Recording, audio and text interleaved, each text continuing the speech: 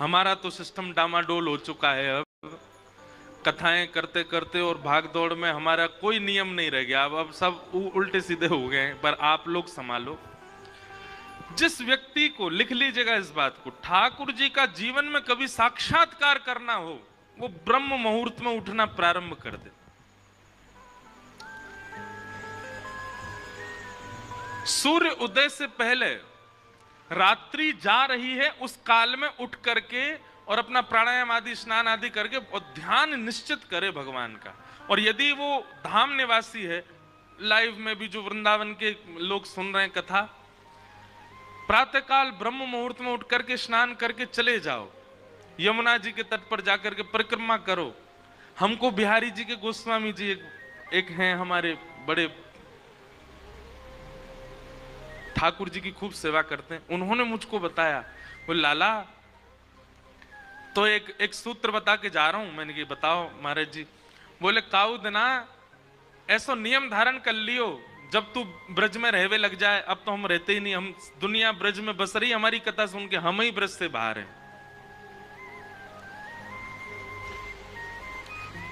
अब तो ये हालत हो गई है कि ब्रज जाने के लिए हमको ब्रज में कथा करनी पड़ती है तो हम ब्रज जा पाते, नहीं तो ब्रज से बाहर ही रहना पड़ता है। पर हमारे पूज्य श्री मलुकपीठ वाले महाराज जी को हमने एक बार निवेदन किया, मैंने महाराज जी कथाएं तो बहुत हो गई पर ब्रज छूट गया। तो महाराज जी कहते नहीं आप ऐसा मत कहिए। मैंने कहा तो महाराज जी? बोले आप जहां जाते हैं वहीं ब्रज प्रकट हो जाता है। बोले वक्ता जहां जाते हैं, कथा सुनाते हैं, ब्रज की लीला कहते हैं, वो ब्रज ही प्रकट हो जाता है। तो बोले आपको ब्रज आने की आवश्यकता नहीं, ब्रज तो आपके संग ही रहता है। तो मन को फिर आराम हुआ, शांति हुई। अभी चंडीगढ़ में वृंदावन प्रकट उत्सव था, मतलब कथा सप्ताह थी पर उसमें वृंदावन प्रकट के भाव ज्यादा होते थे। अभी तक हमको बताते हैं कि महाराज जी वो मेला ग्राउंड था जहां कथा थी। अब लोग बाग वहां जो नित्य नियमित कथा सुनते थे, वो वहां से अपने दफ्तर, ऑफिस, कॉलेज कहीं भी जाते हैं, रुक करके वहां उस स्थान को प्रणाम करते हैं, वहां की रज लगाते हैं, बोले वृंदावन है, यहाँ कथा हुई। और अब चंडीगढ़ के सब लोग लगे हैं उसका नाम मेला ग्राउंड ना करवा करके सीधा वृंदावन ही करवा रहे हैं। वो वृंदावन है ये, यहाँ कथा हुई। वृंदावन जाइएगा तो एक नियम, वैसे तो 3 नियम हमने एक पद ही बना करके गाया है। राधिका रानी जी, वृषभानु दुलारी जी, राधिका रानी जी, वृषभानु, राधिका रानी जी, वृषभानु दुलारी जी, राधिका।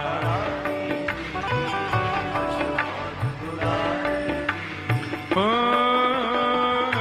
सुन लो अरज हमारी, हमारी रहूं ब्रज रज को उपास, उपास रज को उपास, उपासी रहूं ब्रज रज को उपास, उपास ब्रज रज को। गाओ भाव से। राधिका रानी जी, वृषभानु दुलारी जी, राधिका रानी जी, वृषभानु दुलारी जी, राधिका रानी जी, वृषभानु दुलारी जी, राधिका रानी जी, वृषभानु दुलारी जी। ओ सुन लो अरज हमारी, हमारी रहूं ब्रज रज को उपास, ब्रज रज को उपास। पहलो नियम कहा है मंगला में उठ करके यमुना जी के दर्शन करने हैं। और दूसरा नियम कहा है होटल पे नहीं खाना, रेस्टोरेंट में नहीं खाना, दुकानों पे नहीं खाना है, तो ब्रजवासिन के मधुकर पाऊं,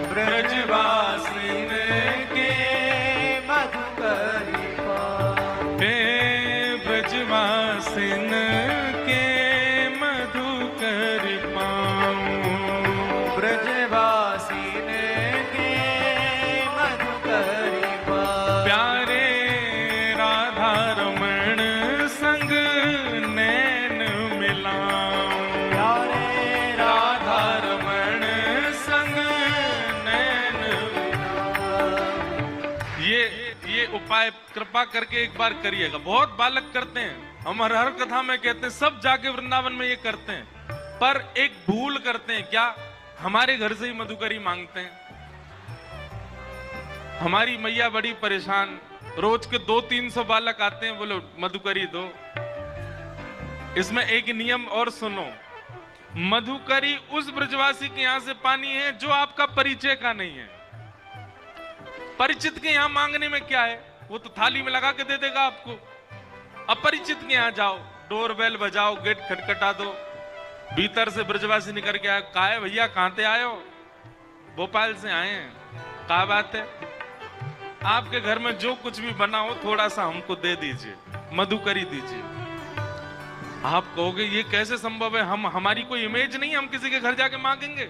अरे भैया, ये वृंदावन है, ये भोपाल नहीं है, ये इंदौर नहीं है, ये मध्य प्रदेश नहीं है, ये वृंदावन है जहां ठाकुर जी स्वयं चोरी करके पाते हैं। हम तो मांग के पा रहे हैं। ठाकुर जी तो खिड़की से घुस घुस के चोरी करके खा जाए ब्रजवासी के। और एक बात सुनिए, हिमालय की तपस्या का फल, हरिद्वार के यज्ञ का फल, प्रयागराज के स्नान का फल हमारे वृंदावन के ब्रजवासी के मधुकरी के समान है।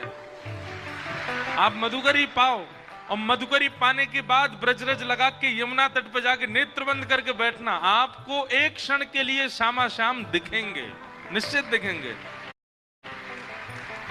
ब्रजवासिन के मधुकर पाऊं, ब्रजवासिन के मधुकर पाऊं, ब्रजवासिन के मधुकर पाऊं। पहलो नियम मंगला में उठवे को, दूसरो नियम ब्रजवासिन के घर की मधुकरी पावे को, और तीसरो नियम रसिक जनन की सेवा पाऊं, रसिक जनन की सेवा पाऊं, ब्रजवासिन की सेवा पाऊं, ब्रजवासिन की सेवा पाऊं। प्यारे कुंज बिहारी के दर्शन पाऊं, प्यारे कुंज बिहारी के दर्शन पाऊं, प्यारे बांके बिहारी के दर्शन पाऊं, प्यारे बांके बिहारी के दर्शन पाऊं। जैसे हमारे ब्रज में ना बहुत संत रहते हैं, वो किसी से कभी कोई याचना नहीं करते, कुछ मांगते नहीं। गर्मियों के समय में जाओ तो ऐसी सामग्रियां उनके लिए लेके जाओ जो उनके भजन में सहायक बने। जैसे हम कभी कभी गिरिराज जी में भयंकर गर्मी होती है तो ग्लूकोज बांट के आते हैं सारे संतों को कि वो पान करें, उससे उनको लाभ मिले। हमारे ब्रज में गिरिराज जी में ऐसे संत हैं, 3-3 परिक्रमा गिरिराज जी की रोज लगाते हैं। 21 किलोमीटर की एक परिक्रमा, 3 परिक्रमा लगाते हैं। उनको कभी मोजा दिया है, कोई वस्त्र दिया है, कोई सामग्री दिया, और कुछ नहीं तो उनके पास बैठ करके थोड़ी देर चरण सेवा कर आए, उनके वचनामृत सुने आए, बैठ करके बस उनके थोड़ी देर भाव श्रवण कर लिए। यही रसिक जनों की सेवा है, ब्रजवासियों की सेवा है।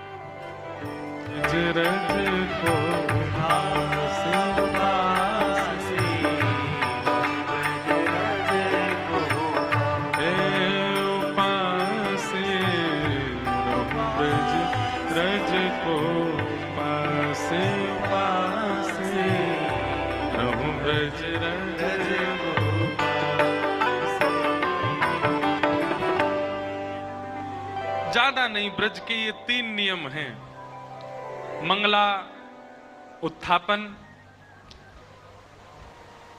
मधुकरी सेवन और रसिक सेवा, ब्रजवासीन की सेवा। ये 3 भाव करने वृंदावन, ठाकुर जी यही से प्रसन्न रह जाएंगे। पर वृंदावन जाके व्यक्ति सब करता है, ये तीनों ही नहीं करता। ना तो मंगला उठते हैं, ना मधुकरी मांगते हैं, ना रसिकों की सेवा करते हैं। तो 3 काम कीजिए। ठाकुर जी की दिनचर्या बताई गई। भगवान सुबह सुबह उठ जाते हैं मंगला में, और भगवान उठ करके फिर अपने भक्तों का स्मरण करते हैं। थोड़ी देर ध्यान लगा करके समस्त ब्रह्मांड में जितने भक्त ठाकुर जी का स्मरण करते हैं, सबका स्मरण ठाकुर जी उस समय करते हैं। तत्पश्चात भगवान स्नान आदि करके शंखनाद करते हैं और शंखनाद होते ही पूरी द्वारिका उठ जाती है। भगवान के पांचजन्य शंख की ध्वनि से द्वारिका उठती है।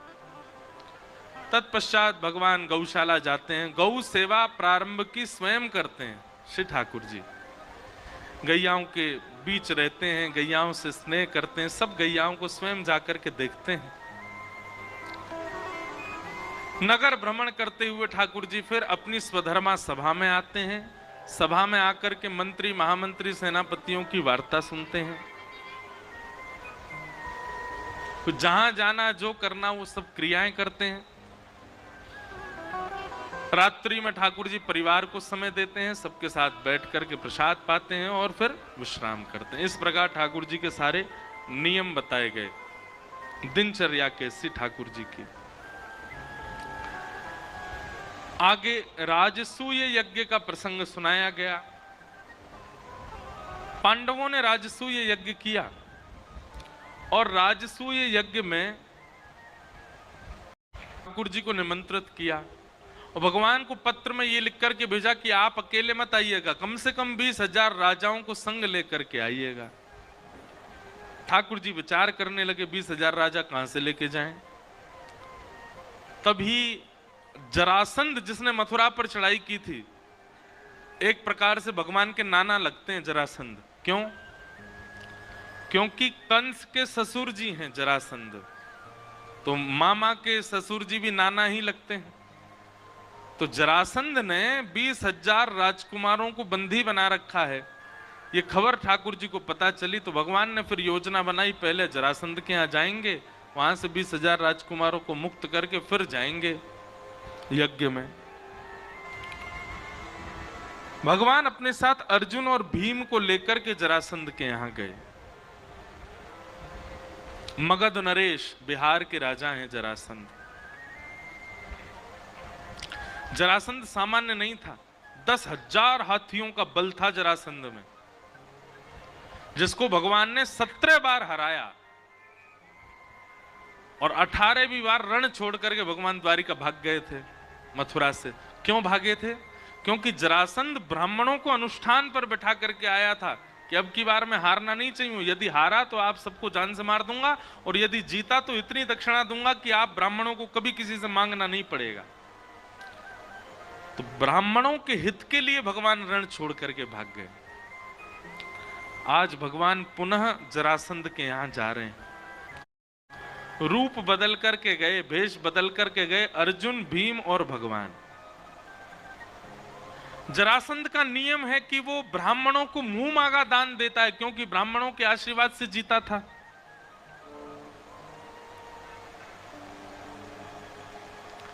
भगवान ब्राह्मण का रूप धारण करके गए। जरासंध ने कहा, मांगिए विप्र देवता, क्या चाहिए? भगवान बोले, युद्ध।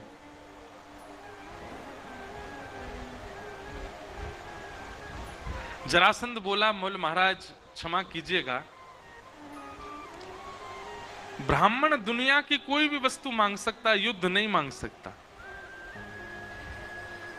और यदि ब्राह्मण युद्ध मांग रहा है तो इसका मतलब वो ब्राह्मण नहीं है, निश्चित ही वंश में कहीं दिक्कत तो है। ब्राह्मण का युद्ध में रुचि नहीं होती। आप कौन हैं? अपना रूप बताइए मुझे। भगवान ने अपना रूप दिखाया। योगेश्वर कृष्ण को देख करके जरासंध बोला, मुझे पता था तुम ही होगे, पर एक बार रण छोड़ करके जो मेरे सामने से भाग जाता है भगोड़ा है, मैं उससे युद्ध नहीं करता दोबारा। कायर हो तुमसे युद्ध नहीं करूंगा। हाँ भाई, तुम अपना मुख दिखाओ। अर्जुन ने अपना मुख दिखाया। बोलो, ओहो, पांडवों के मध्यस्थ भ्राता अर्जुन, तुम तो छोटे हो, छोटे बालक हो, बालकों से युद्ध नहीं करता मैं। तीसरे से कहा, तुम अपना रूप दिखाओ। तो भीम ने अपना रूप जब दिखाया, जरासंध बोला, हाँ ये मेरी टक्कर का है, इससे युद्ध करूंगा। सूर्य उदय होते ही आप तीनों मेरे शत्रु हैं, और विशेष रूप से ये मेरा शत्रु है भीम। और सूर्यास्त होते ही आप तीनों मेरे मेहमान हैं। बिना अस्त्र शस्त्र के केवल मल्ल युद्ध होगा भीम और जरासंध के बीच में। कृष्ण और अर्जुन का उस युद्ध में प्रवेश नहीं होना चाहिए। आप लोग बस बाहर बैठ के दर्शनार्थियों की तरह, दर्शकों की तरह देखोगे। भीम बोला, ये होलिका का श्रीफल मुझे ही बनना था क्या? भगवान बोले, मेरे हाथों मरना होता तो 17 बार चढ़ाई की थी इसने मथुरा पे, तभी मर गया होता। इसकी मृत्यु तेरे हाथ ही है भीम, चिंता क्यों करता है? मैं हूं ना तेरे साथ, अर्जुन है ना, हम दोनों हैं, तेरे को जिता के लेके जाएंगे। रात्रि में सो गए। सुबह सूर्य उदय होते ही दरवाजे खटखटाने लगे। सैनिक बोले, सूर्य उदय होने में कुछ क्षणों की देरी है, युद्ध भूमि में आ जाओ, जरासंध महाराज आने वाले हैं। भीम तैयार होकर के गया। भगवान बोले, चिंता मत कर, तू युद्ध कर, हम बैठे हैं ना। जरासंध सामान्य नहीं था। जैसे ही सामने भीम आया, जरासंध ने एक मुष्टिक प्रहार किया। एक मुष्टिक में ही भीम मूर्छित हो गया, तारे दिख गए उसको, उठ ही नहीं पाया। और जरासंध ने इतना मारा, भीम की हड्डी हड्डी दर्द करने लगी। शाम हो गई। एक तरफ से अर्जुन, दूसरी तरफ से ठाकुर जी उसको कंधे पर लाद के लेके आए कक्ष में। बाम आदि औषधि लगाई, केला खवा में, सेब खवा में, और स्वयं पकवान खामे दोनों एक ही थाली में बैठ के। भीम बोला, तुम लोग यहां पकवान उड़ाने आए हो? वो मेरे को इतना मारता है, तुम लोग बैठे बैठे देखते रहते हो। भगवान भीम के पास गए और भीम से जाकर, बहुत अच्छी कथा है, ध्यान से सुनना। भीम से भगवान कहते हैं,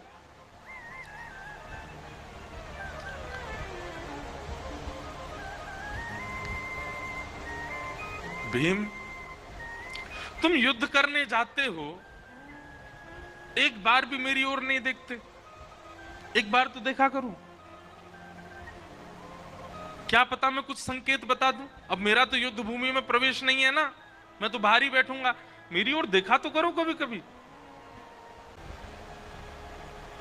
भीम बोला, ठीक है देखूंगा। अब इसका आध्यात्मिक अर्थ क्या है? जरासंध है मैं और आप सब जीवात्मा, भीम है मैं और आप सब जीवात्मा, और जरासंध है हमारे कर्म। हम सूर्य उदय होते ही अपने कर्मों से युद्ध प्रारंभ कर देते हैं। हम सबका युद्ध चालू हो जाता है सूर्य उदय होते ही। रात्रि में हम सब लोग विश्राम में रहते हैं, पर हम जैसे लोगों के रात में भी चलते रहते हैं युद्ध। पर एक सामान्य रूप से रात्रि में सब विश्राम में जाते हैं। रात्रि कोई किसी को तंग नहीं करता। कोई कार्य बिगड़ भी जाता है तो हम लोग कहते हैं अभी सो जाओ, सुबह देखते हैं उठ के। हमारा युद्ध ही सूर्योदय के साथ प्रारंभ हो जाता है, संसार के साथ। भगवान कहते हैं इस बीच में कभी कभी मेरी ओर देख लिया करो, मेरी ओर दृष्टि डाल लिया करो।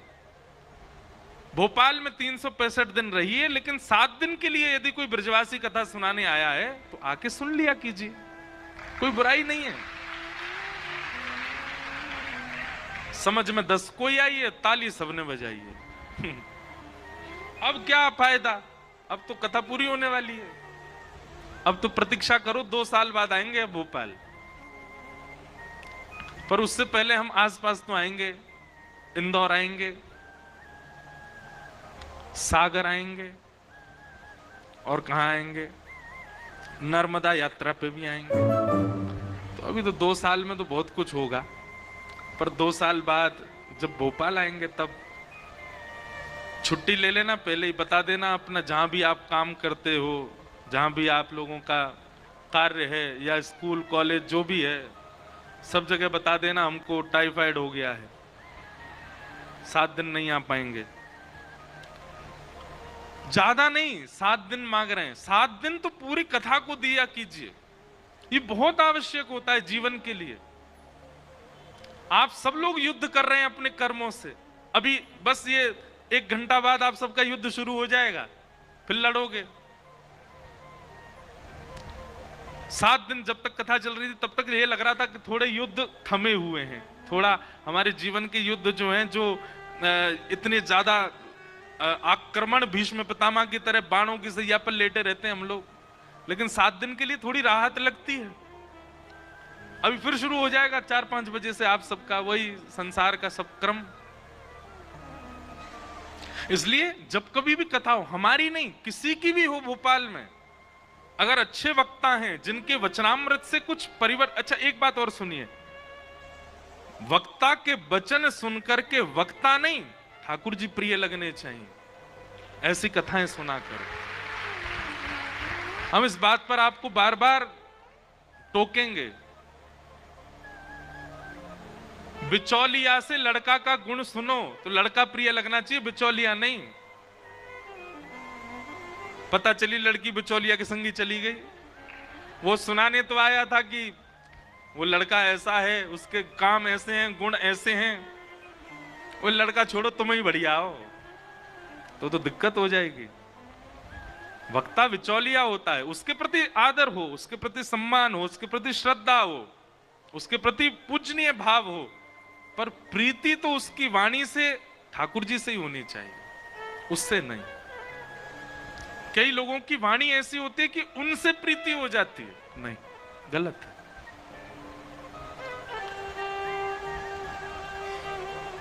तो भगवान कह रहे हैं भीम तू युद्ध करने जाता बीच में मुझे देखा कर। हम सबको भगवान कह रहे हैं, हम सब युद्ध करते हैं सुबह से शाम तक, बीच बीच में कभी देखा करो। 365 दिन युद्ध करते हो, बीच में 7 दिन मेरे पास आ जाया करो, कुछ कुछ ट्रिक्स बता दूंगा। ठाकुर जी कह रहे हैं जीवन के उपयोगी।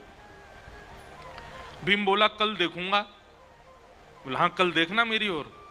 दूसरे दिन भीम जैसे युद्ध करने गया, जरासंध ने फिर से उसको मारना शुरू किया। नीचे घेर के जरासंध बैठ गया भीम के ऊपर, और भीम ने दृष्टि घुमाई, ठाकुर जी केला खा रहे थे। भीम ने भगवान की ओर देखा, भगवान ने तुरंत एक पत्ता उठाया और बीच से अलग किया। भीम समझ गया मुझे क्या करना। उसने ऐसा दाव पेच खेला, जरासंध के एक पैर पर अपना एक पैर रखा, दूसरा पैर पकड़ करके बीच से उसको चीर दिया, और दोनों भाग अलग करके जैसी जरासंध को देखा अचेत पड़ा है, मर गया, भगवान की ओर भुजा उठाने लगा, मैं जीत गया, मैं जीत गया, मेरी विजय हो गई। भगवान बोले पीछे देख। पीछे देखा तो जरासंध फिर एक हो गया, फिर से उसने मारना शुरू किया। हाथ पांव फिर टूट गए। शाम को फिर से भगवान उसको कंधा पे लाद के ले गए, बिस्तर पे जाके लेटा दिया। भगवान अपना भोजन पानी करने लगे।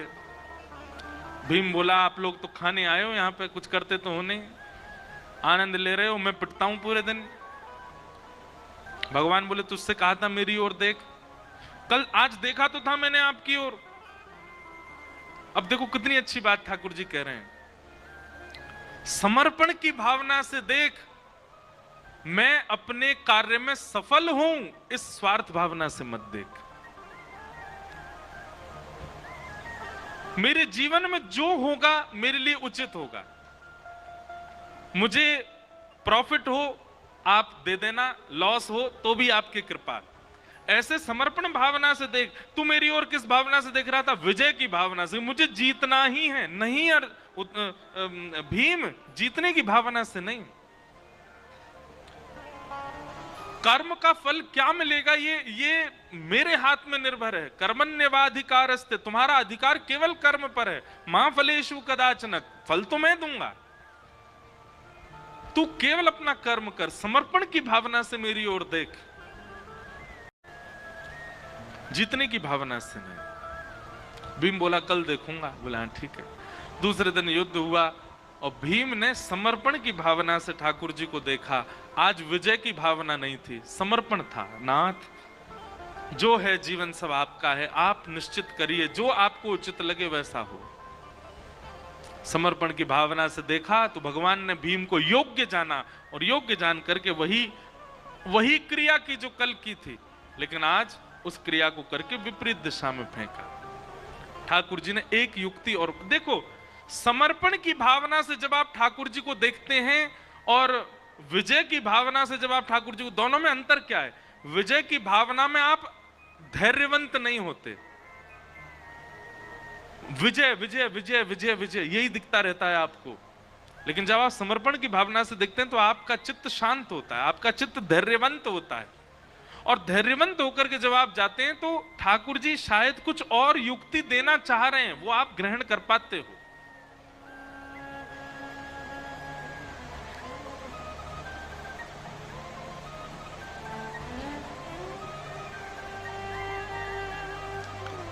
भगवान ने जब भीम को देखा कि आज समर्पण है, तब पत्र बीच से अलग करके विपरीत दिशा में फेंका।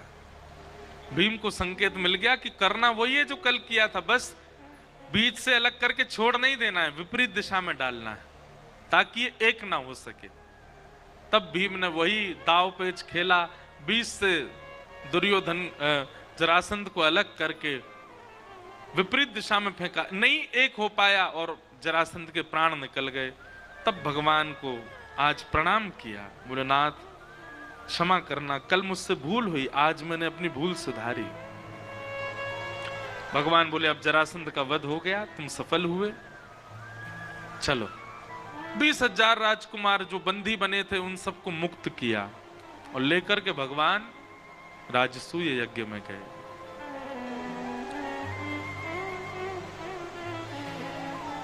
राजसूय यज्ञ में जाकर के 20,000 राजकुमारों को प्रस्तुत किया, सबको अलग अलग सेवा प्रदान की गई।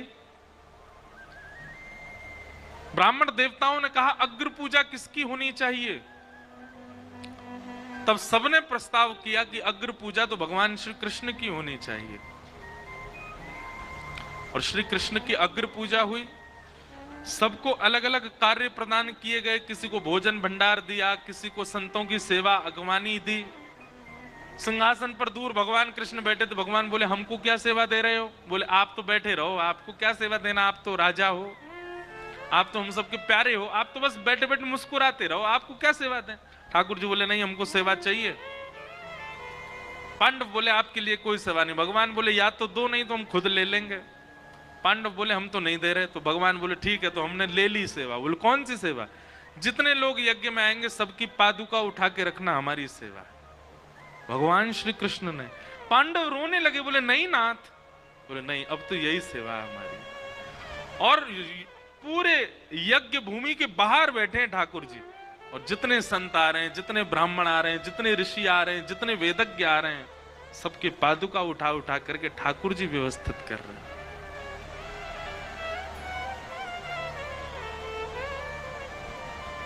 बंधुओं, भगवान श्री कृष्ण के आप भक्त हो तो कुछ कुछ लक्षण ठाकुर जी जैसे भीतर आने चाहिए, और ठाकुर जी का कोई लक्षण आए चाहे ना आवे, एक लक्षण तो आना चाहिए। क्या? दीनता।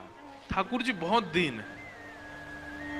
नीचे बैठने में, झुकने में, दीन बनने में ठाकुर जी को बिल्कुल संकोच नहीं होता, नेक में ही हो जाते हैं। आज का व्यक्ति दीन होना भूल गया है, वो दीन नहीं बन पाता। उसको पद प्रतिष्ठा और पदवी की इतनी ज्यादा इच्छा होती है कि वो उससे परे जा ही नहीं सकता।